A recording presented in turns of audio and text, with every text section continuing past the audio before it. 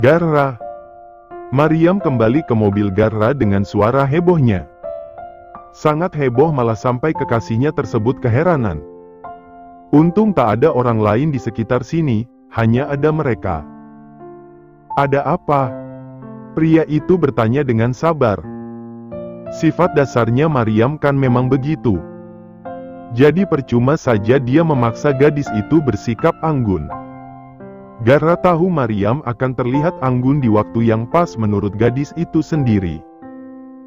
Kalau sama dia, jangan harap. Tapi Garra senang karena Maryam membawa suasana ceria dalam hidupnya yang kaku.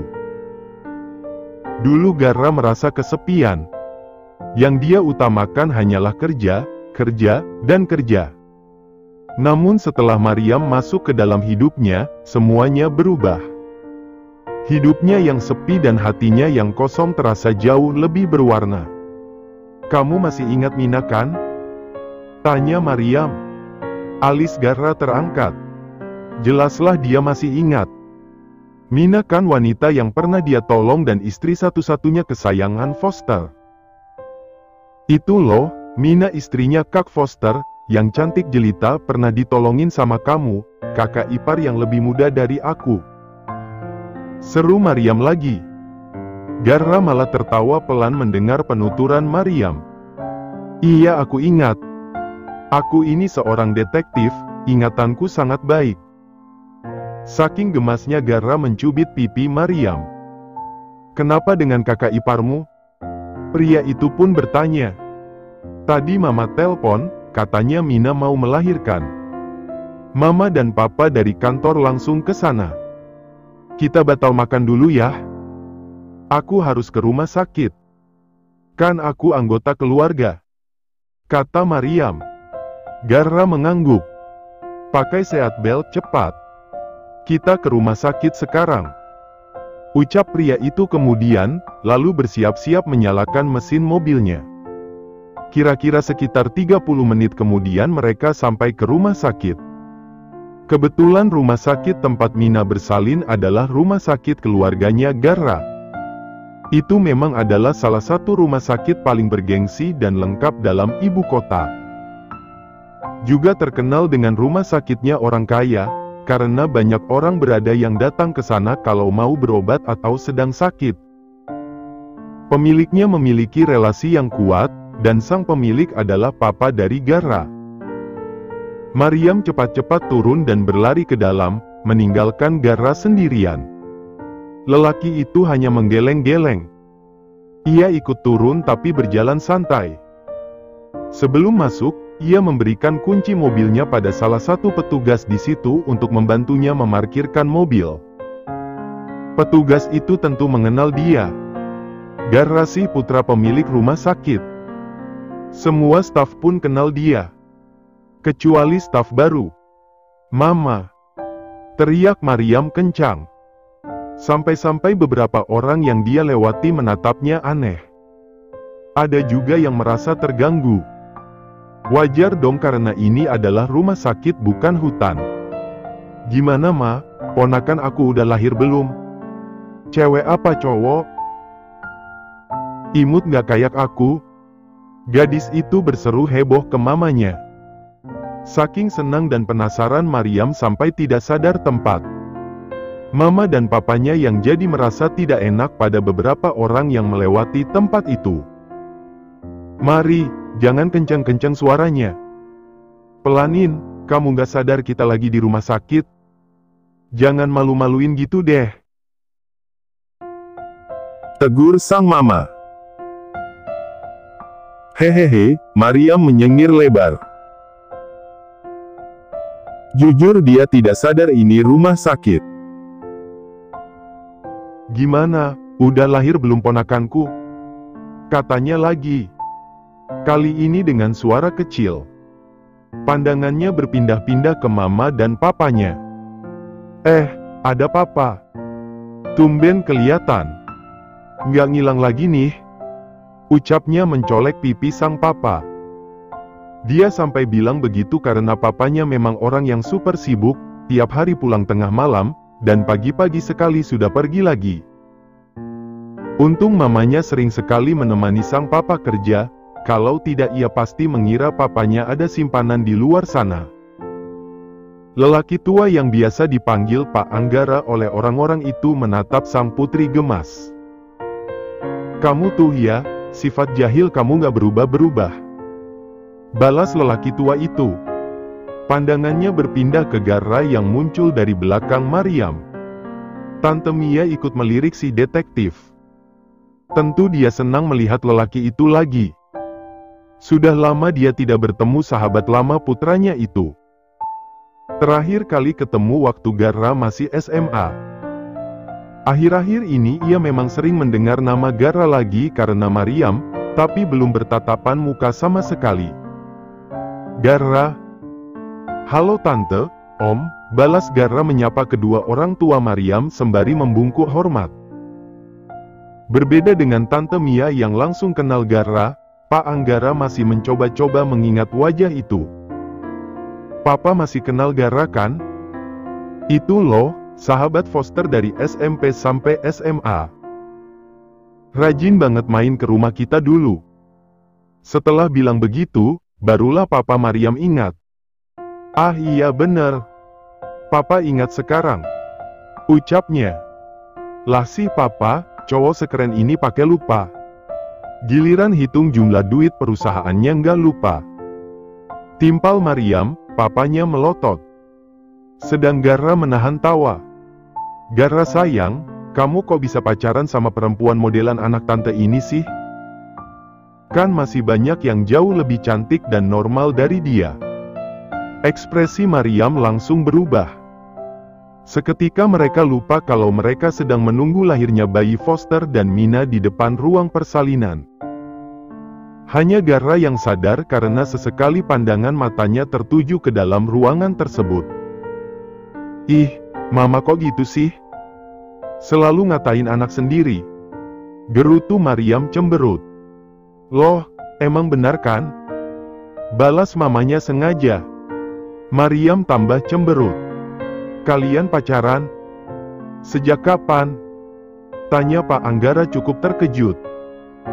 Ia menatap Garra lagi lama, mengamati laki-laki itu dengan saksama apakah cocok untuk putrinya atau tidak. Seorang ayah pastinya tidak akan membiarkan putri kesayangannya bersama laki-laki yang tidak baik. Namun ia bisa merasakan kalau sahabat putranya ini, yang ternyata adalah kekasih putrinya itu adalah laki-laki baik-baik. Garra baru saja mau menjawab namun dihentikan oleh suara tangisan bayi dari dalam ruang bersalin. Maryam dan mamanya saling bertatapan, tak lama kemudian keduanya melompat gembira sambil berpelukan. Fokus papanya langsung beralih. "Bayinya lahir mah. Ponakan aku lahir," seru Maryam girang.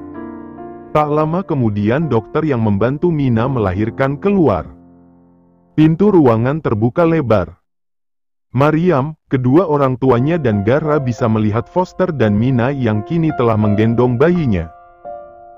Terpancar kebahagiaan di wajah pasangan itu. "Selamat, cucu perempuan kalian lahir dengan sehat," kata dokter yang keluar tadi.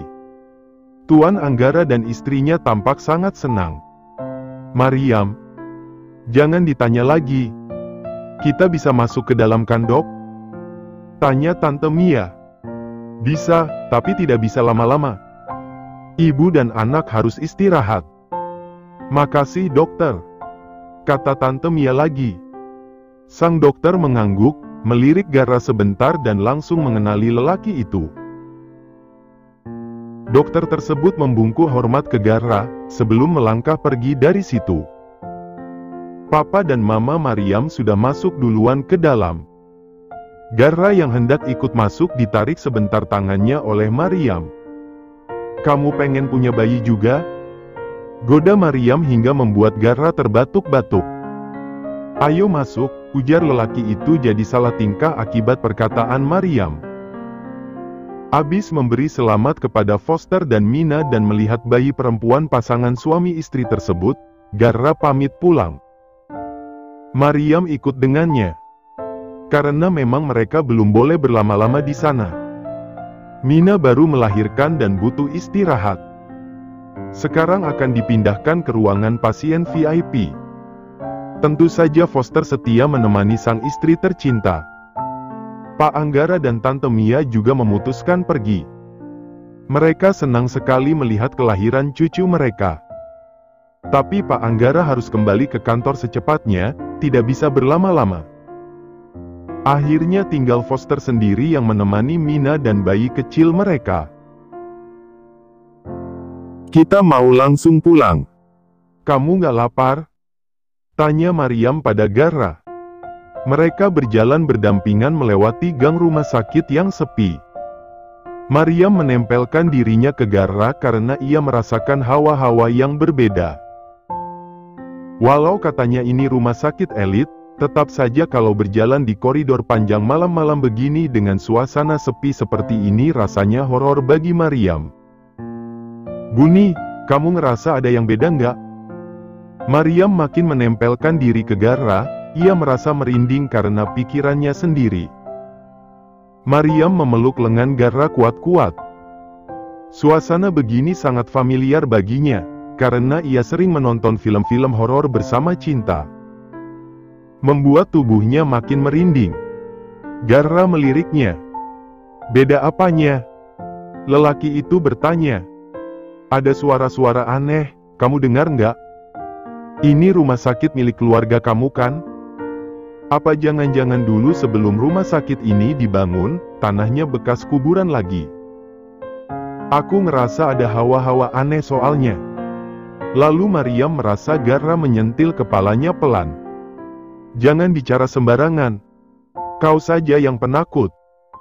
Lelaki itu akhirnya menyadari kenapa Mariam tiba-tiba menempel padanya. Ternyata takut, lelaki itu tertawa pelan.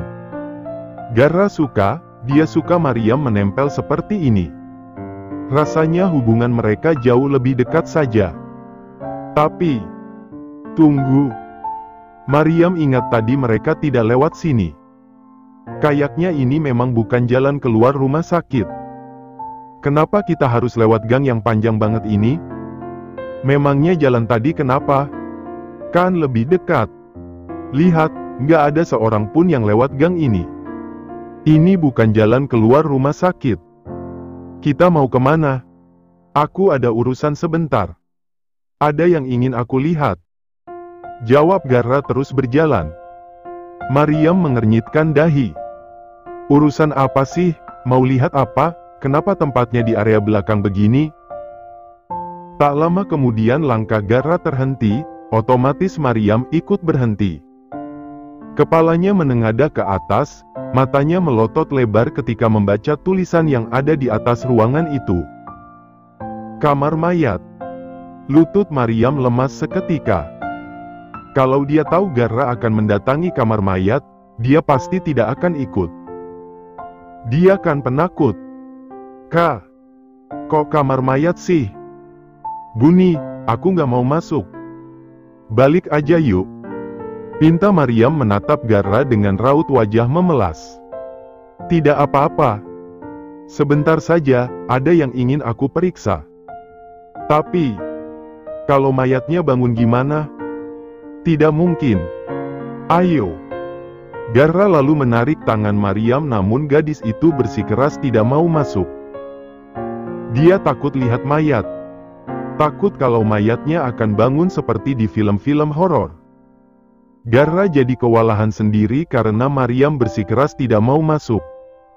Entah kenapa gadis itu menjadi sangat kuat. Mariam.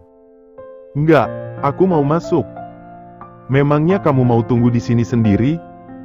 Mariam menatap sekeliling. Lalu menggeleng ke Gara. Kalau begitu ayo masuk denganku. Kalau tak mau lihat mayat, tutup mata. Tanpa Gara bilang begitu pun Mariam sudah menutupnya matanya sambil memeluk lengan Gara kuat-kuat. Gara tertawa kecil. Ini pertama kalinya ia lihat Mariam tidak berdaya. Mereka pun masuk ke dalam dengan posisi berganti jadi Gara yang menggenggam tangan Mariam, menuntun jalan agar gadis itu tidak kesulitan berjalan sambil menutup mata. Gara, panggil Mariam. Mem, Nyanyiin aku lagu. Garra berhenti sebentar dan menoleh. Maryam adalah orang pertama yang berani memerintahnya. Aku bukan penyanyi. Tolaknya langsung. Matanya sibuk membaca laci-laci besar yang tersusun rapi dengan nama-nama yang tertera di depan masing-masing laci. Tentu isi di dalamnya adalah mayat. Nggak apa-apa suara kamu jelek, yang penting kamu nyanyi. Mau ya? Pinta Maryam lagi, matanya masih tertutup. Garra menghembuskan napas panjang. Untung sayang, kalau tidak jangan harap dia mau. Kemudian pria itu mulai menggumamkan sebuah nyanyian dengan suara pelan. Ia merasa canggung karena ini pertama kalinya dia bernyanyi. Tapi nyanyiannya tidak sia-sia karena ia melihat Maryam tersenyum. Ya ampun, suara pacar aku bagus banget lagi. Puji Maryam. Garra ikut tersenyum. Ia terus bernyanyi dengan pandangan fokus mencari mayat yang ingin dia cari. Begitu dapat apa yang dia cari, nyanyiannya terhenti. Kok berhenti? Ucap Maryam keberatan. Sebentar, biarkan aku fokus sebentar biar kita cepat keluar dari sini. Kata Garra lalu menarik laci berisi mayat yang dia temukan dan mulai memeriksanya. Jangan buka mata, aku sedang memeriksa mayat. Titah Garra saat menyadari Maryam mulai membuka matanya perlahan. Mendengar itu Maryam kembali menutup matanya lagi lalu memeluk lengan Garra kuat-kuat. Mendempetkan badannya ke sang kekasih. Garra tak bersuara. Ia terlalu fokus memeriksa mayat.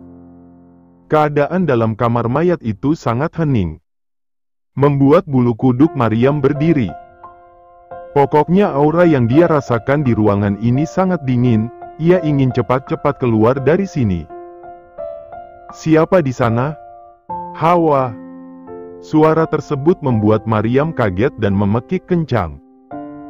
Ia memeluk tubuh Garra kuat-kuat menyembunyikan kepalanya di dada bidang Garra hingga pekerjaan pria itu terganggu. Garra pun menoleh ke orang yang tiba-tiba muncul.